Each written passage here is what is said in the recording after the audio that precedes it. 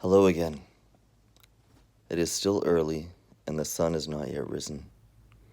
We're in the book of Luke, chapter 3, titled A Baptism of Life Change. If you remember the name John the Baptist, that is the same character that we heard about in chapter 1, whom old Zechariah and Elizabeth birthed.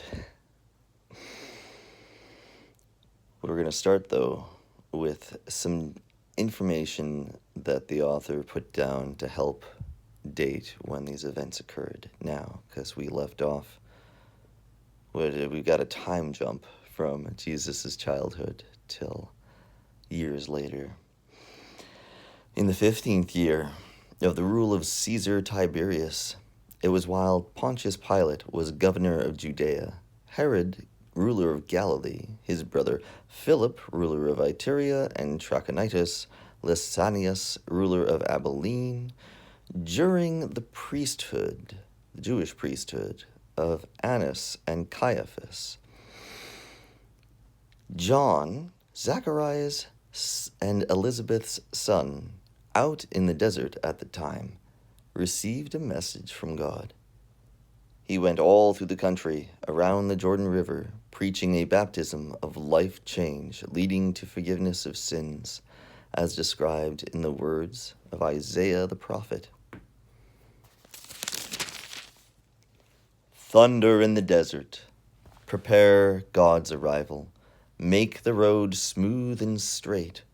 Every ditch will be filled in, every bump smoothed out, the detours straightened out, all the ruts paved over. Everyone will be there to see the parade of God's salvation. When crowds of people came out for baptism because it was the popular thing to do, so he's been baptizing for a while now, I guess. Crowds of people came out for baptism because it was the popular thing to do. And John exploded. Brood of snakes! What do you think you're doing slithering down here to the river? Do you think a little water on your snakeskins is going to deflect God's judgment?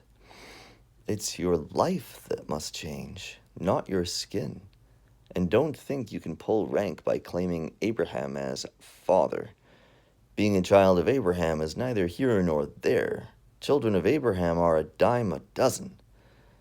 God can make children from stones if he wants. What counts is your life. Is it green and blossoming? Because of its dead wood, it goes on the fire. The crowd asked him, "Then what are we supposed to do?" "If you have 2 coats, give one away. Do the same with your food."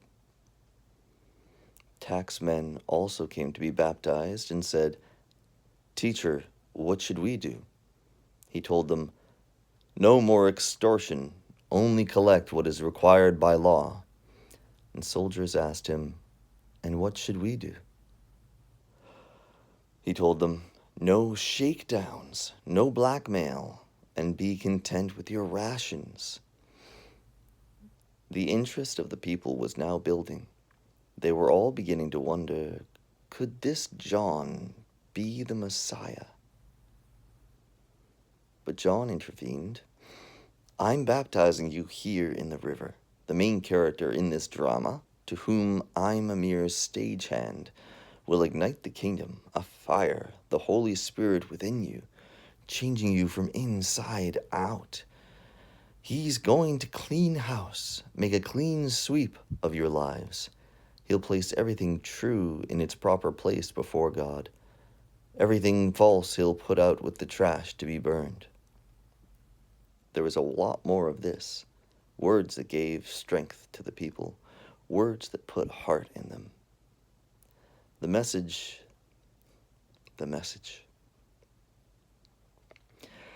But Herod, the ruler, stung by John's rebuke in the matter of Herodias, his brother Philip's wife, capped his long string of evil deeds with this outrage. With this outrage, he put John in jail. After all the people were baptized, Jesus was baptized. As he was praying, the sky opened up, and the Holy Spirit, like a dove descending, came down on him, and along with the Spirit, a voice. "You are my Son, chosen and marked by my love, pride of my life."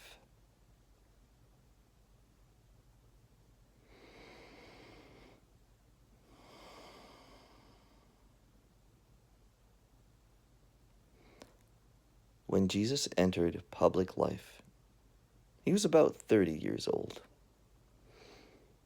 And the author goes on to give a genealogy of his father, Joseph. This is common in Hebrew tradition of the time. And if you would like to read it, it contains probably a few dozen names, going from Joseph to Levi to various folks: Joshua, Levi, Simeon, Judah, Joseph, as we know him from the story Joseph in the Technicolor Dreamcoat, and those kinds of stories. David, right, I guess that would be before Joseph. David, Boaz.